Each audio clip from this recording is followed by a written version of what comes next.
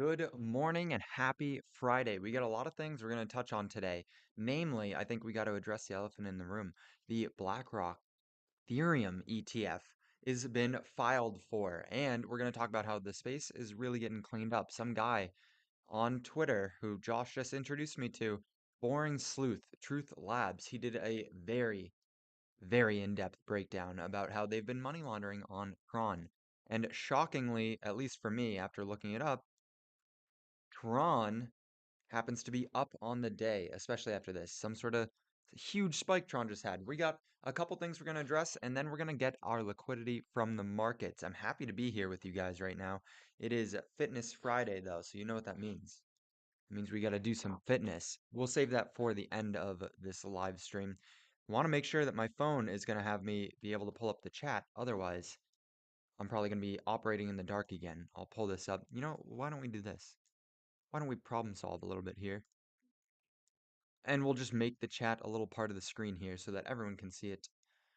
That way I don't have to worry about it as much. There we go. All right, let's get into this thing. So Ethereum is pumping. Ethereum went up like 15% yesterday, if I remember. I was looking at it last night when I realized that this news had broken because I still thought it was allegations. I didn't know that it was entirely happening. I didn't quite realize the magnitude of what was going on in the markets. I've just been sidetracked with so many things going on here, but Ethereum pumped all the way up to 2100. I'm sure on some exchanges we probably hit 2200 and such, which coincidentally happens to be the previous high from back here last time it pumped. So I don't know, maybe it gets rejected. We're gonna have to see what goes forward with this. They are very early stages when it comes to this application for a spot ETF. I wouldn't expect this until probably end of 2024, if I'm just being frank, and I think that's pushing it. The SEC has been fighting back aggressively with the Bitcoin ETFs. There's like 12 different spot ETF applications in the market right now for Bitcoin, and Bitcoin is like confirmed a commodity. So I don't even understand why the SEC is trying to get involved with that. I thought everyone was on the same page with that. We are likely going to get the Bitcoin ETF come Q1 of next year. That'll be like the furthest out that they can extend the deadlines for a decision. Maybe there was a lot of talk here about them actually denying it and then having to go to court. And so kind of pushing it back until the summertime. Regardless, 2024 seems like the year where all of these things are going to start coming to fruition. I'm under the thought process here that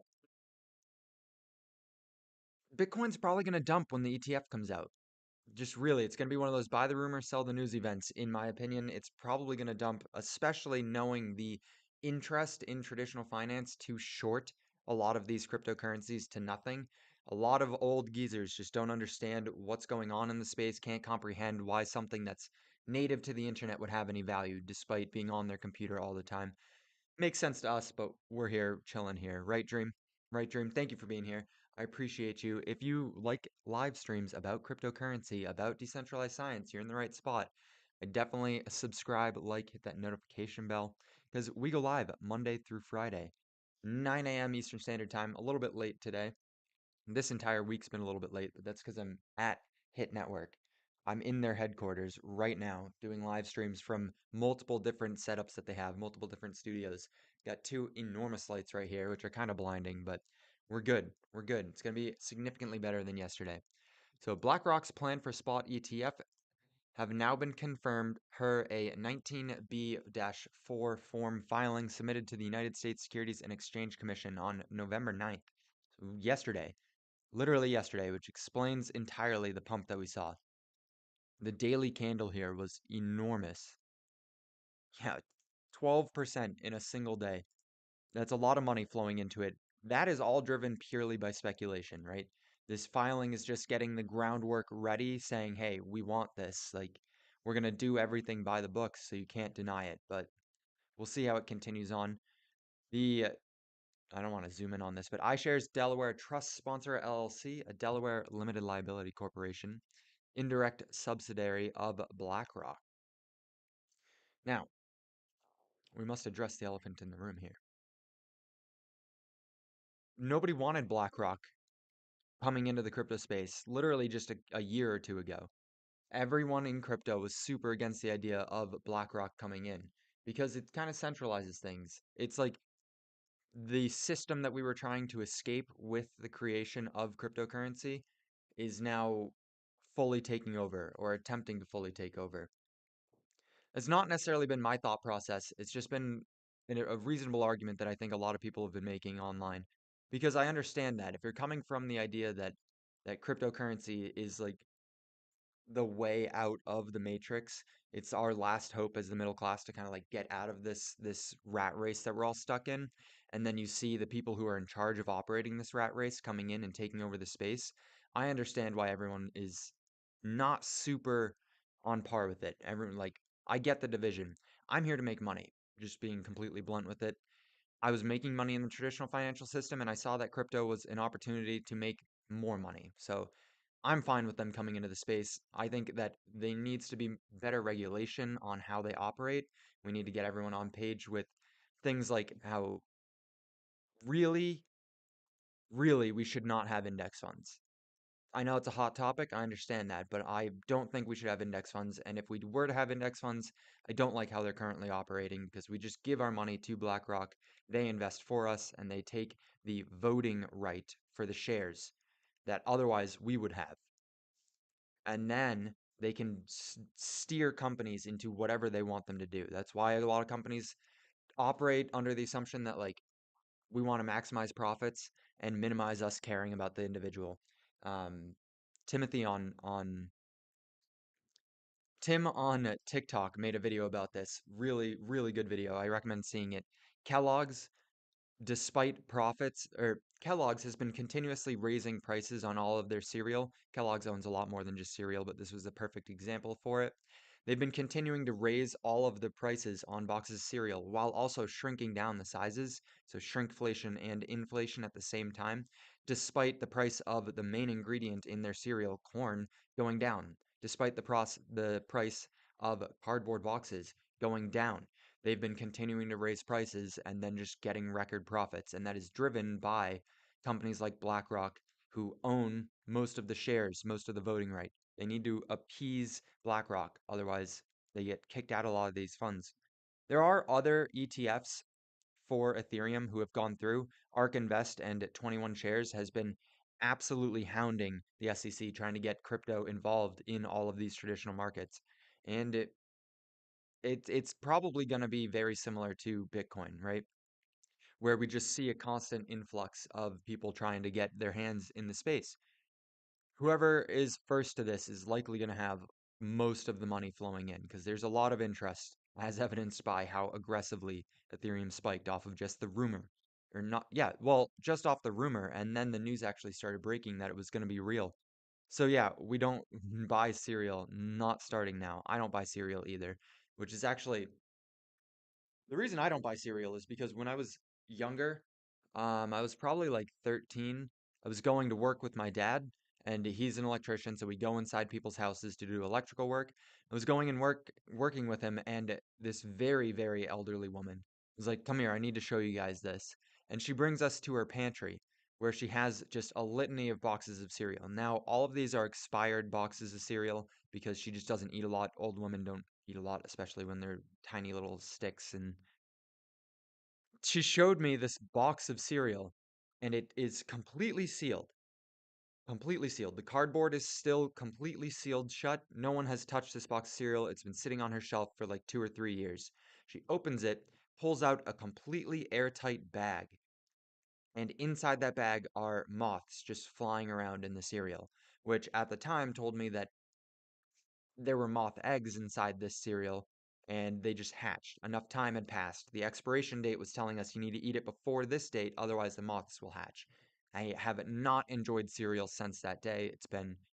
That was more than half of my life ago, so kind of crazy. There's a lot of just stuff in the food industry that is disgusting, and hence why I address a lot of it on my TikTok channel. I think it's fascinating to me, and not all of it needs to be super concerning, but that one grossed me out. That one grossed me out. Yeah, it is wild, Dream. Absolutely wild. Now, the next thing here. An investigator alleges drug cartel links to Tron Ethereum crypto wallets. Here's what you need to know. You know what's cool? Is that I was just in the meeting with the people from Hit Network, and the articles that they were going over, they were doing like their script and not their script, their plan for their morning live stream, which happens in an hour from now. And they were going over all these things, and I was like, oh, I like that one. I like that one. I like that one. So I was just able to take what looked interesting to me. Also scan um, Crypto Panic. Crypto Panic's a great resource for looking at what's trending. So Boring Sleuth kind of just outlined Tron having, this is not what I wanted to click on. There it is. A lot of the wallets involved with Tron apparently were also involved in some money laundering and some cartel business. Scary. Got my coffee. Now, personally, while this is interesting and kind of upsetting to see, it's not super surprising for me. My first introduction to Tron, this is make time for short, low key, it kind of does make sense to short Tron. I don't like Tron at all. I haven't liked Tron at any point during my crypto journey, and that is due to one very specific reason, and it is a little bit of a loose reason, but it's been something that's held true throughout my investing journey. When I first got into crypto, I have a family friend who's about like 80 years old. He was 80 at the time. I think he's probably like 85 right now. He was a huge Tron supporter. He was taking these like online classes, you know, those sales pitches where it's an hour-long lecture and then at the end they tell you to buy something and like they don't actually give you any information. They just tell you like follow me and buy my product. He was watching those religiously about Tron. And he was telling me that TRX was the only cryptocurrency that was going to survive. It was if he was younger, if he was my age, he would sell out of every investment he had to put it into Tron because Tron was going to be the future of everything. And he really trusted these guys. He was going to send them his money personally to make sure that they could manage it and grow it in the Tron ecosystem.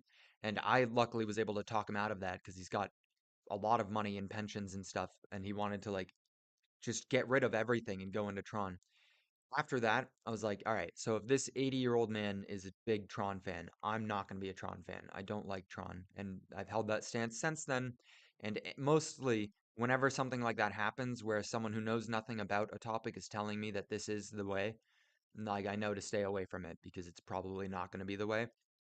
So I would definitely like take your time and go through this if you're interested. I'm not super interested in this. What I am interested in is the repercussions of this. I'm interested in the effects of this because that's going to impact how I make money. The people responsible for Tron, Justin, are currently being investigated. They're currently likely gonna be put under arrest by the United States. Like the United States right now is very set on cleaning out the space and trying to get rid of as many bad actors as possible. I think them like so many prominent figures in the United States working directly with Sam Bankman-Fried and then seeing what happened there, it's kind of opened their eyes to like, hey, we need to sift through this. It's been unregulated for too long. We've allowed for poor actors to flourish in this space. And so it's just time to clean it up. And that is very on par with what happens during recessions. It's very on par with what happens during downturns in the market. I know like, we're not technically in a recession. Let me see if I can pull it up real quick. US GDP chart. No, we're technically not in a recession right now, according to the United States, according to the gross domestic product. Wish they would deal with the banks first, right? Yeah, well, the banks are in cahoots with it too much. Just like how you can't have online casinos in the United States, but you can have scratch tickets.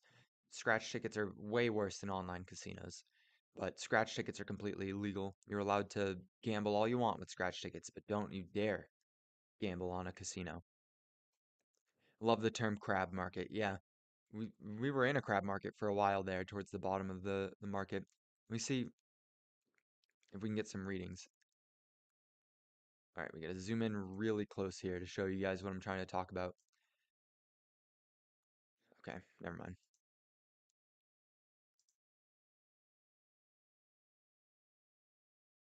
I probably need a chart of it all, but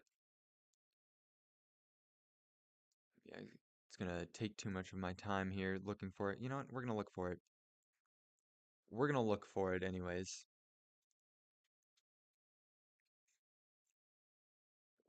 It's going up. Looking to see a drop towards Christmas. Yeah. We usually have a Santa Claus rally, but probably not this year. We're having it pre-Christmas by a while. US GDP growth per quarter. I got to be more specific with it. Yeah. You going live right now? All right, yeah. I'll come down. This is big. This is big. I won't be able to trade. I just wanted to cover a couple of these topics right here. But BitLab Academy is going live in like 10 minutes. So he's going, Kelly, who's responsible for it, is going live or going down to set up. And I am shadowing him for a better part of today. So gonna have to make this a quick one. I didn't realize he went live so early. Let me get my point across here real quick and then we'll wrap it up. Sorry, Dream. But I gotta learn. I gotta learn from the people who know what's going on best, right? At the beginning of 2022, we had 2 quarters of negative GDP, so a technical recession. On paper, we had a recession. It's fair. I can see you're upset with me. It's all right. We'll move past it.